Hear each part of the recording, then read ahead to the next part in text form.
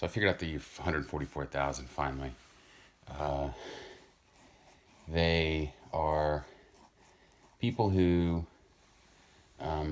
just like it says, are the descendants of 12 tribes of Israel. They may not even know that they're Jewish. They definitely, or they're going to have, they'll probably know that they have some sort of Middle Eastern blood, maybe from like an adjacent country, part of ancient Israel, like, Syria, Lebanon, Jordan, or Israel.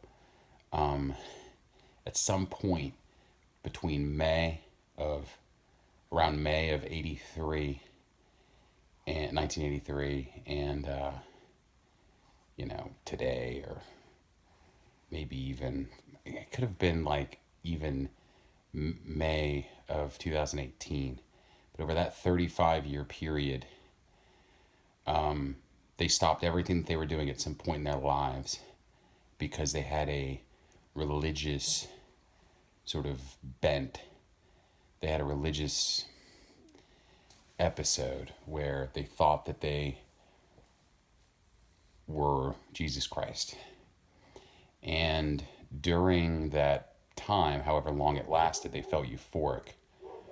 Colors seemed brighter and fuller.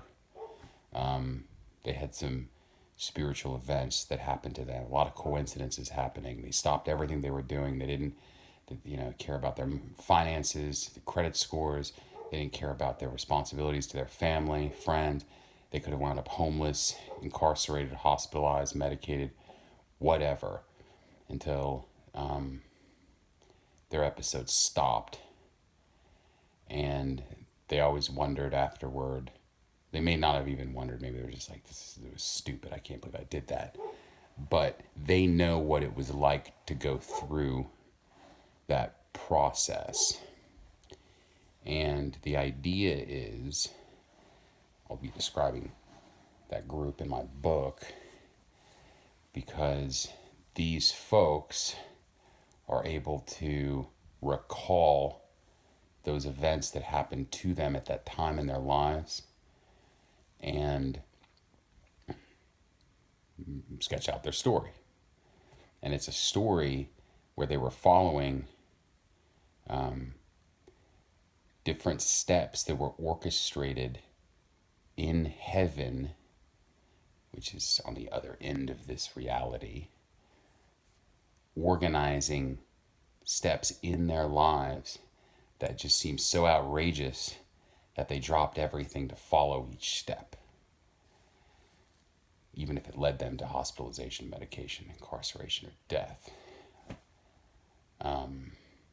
Although the death part, the 144,000 folks didn't die, because they're going to come back into play and find that what they were doing was they were sealed by God, which means that, well, they were totally immersed in their experience. They felt in a way that they never had before, and they were creating a story, a new form of media that they may or may not have recorded, but they certainly can remember at least portions of it.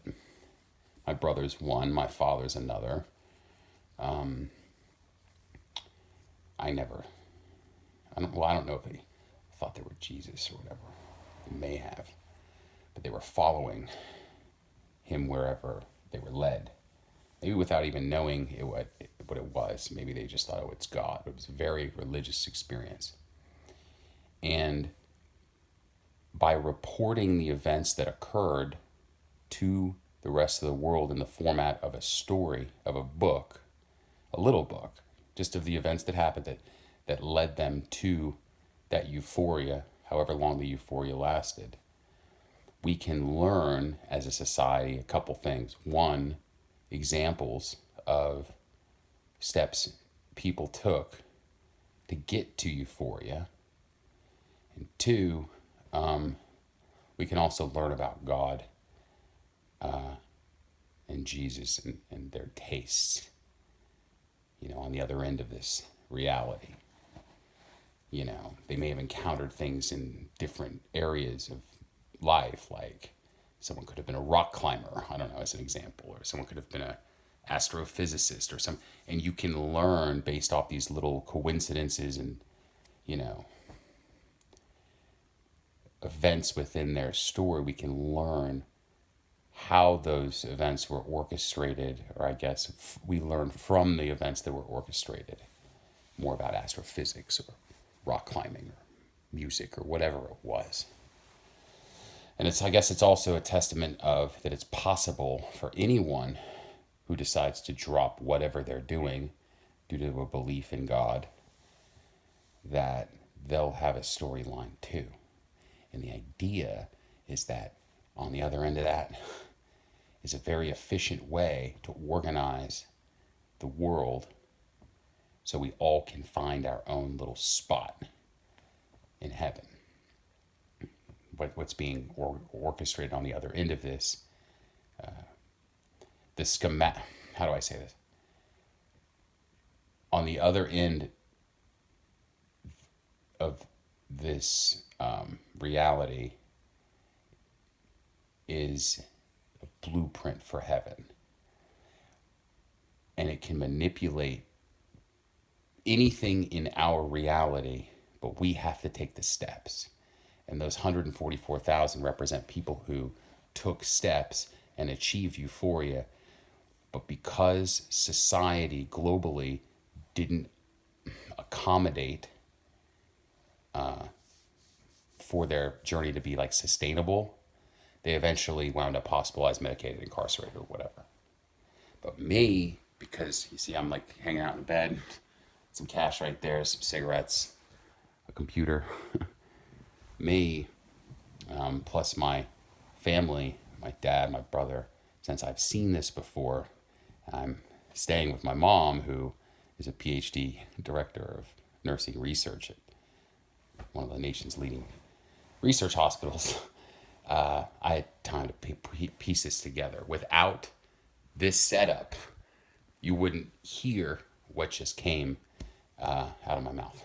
If that makes sense. Me, I never thought it was Jesus. I was just trying to prove the existence of God for a chick, for a woman. But the idea is those folks are going to be singing a new song that no one knows except them.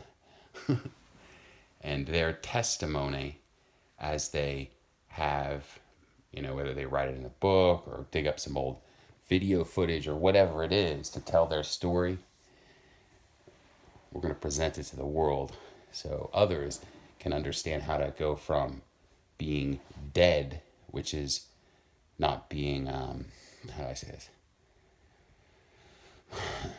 No one's dead, but the way that if you haven't gone through this process, you will never know what it means to be true, to feel truly alive. And those folks represent people who were able to punch through that sort of murky, opaque feeling to feeling alive for the first time in their lives. And it was so overwhelming that they couldn't stabilize unless they had, you know, the proper resources, which society didn't allow for because we're not built that way. But with climate change and a necessary sort of existential or an existential threat that we're dealing with, it allows us to use the those stories to realize it's possible to feel euphoric if we all come together at the same time to allow, or I guess support each other in achieving euphoria individually, but in mass. So, only they know. Only someone who's gone through that experience knows. And even people who've like, oh, I'm Jesus, whatever. Like, if colors didn't appear brighter, if you weren't experiencing euphoria in an overwhelming way, then you don't know what the hell I'm talking about. But, you know, if you went through that process, all these weird coincidences happening, and you just dropped everything, and you just ran with everything you had at a goal, which you weren't even sure about. You were following the Lamb wherever he went, orchestrating things on the other end of the spectrum. But at some point, they gave up. Didn't give up. They were led to the end of their journey to be maybe incubated or put on standby. Not incubated. Put on standby for this event now. So that's kind of the idea of the 144,000. See you later, guys. I think about these things.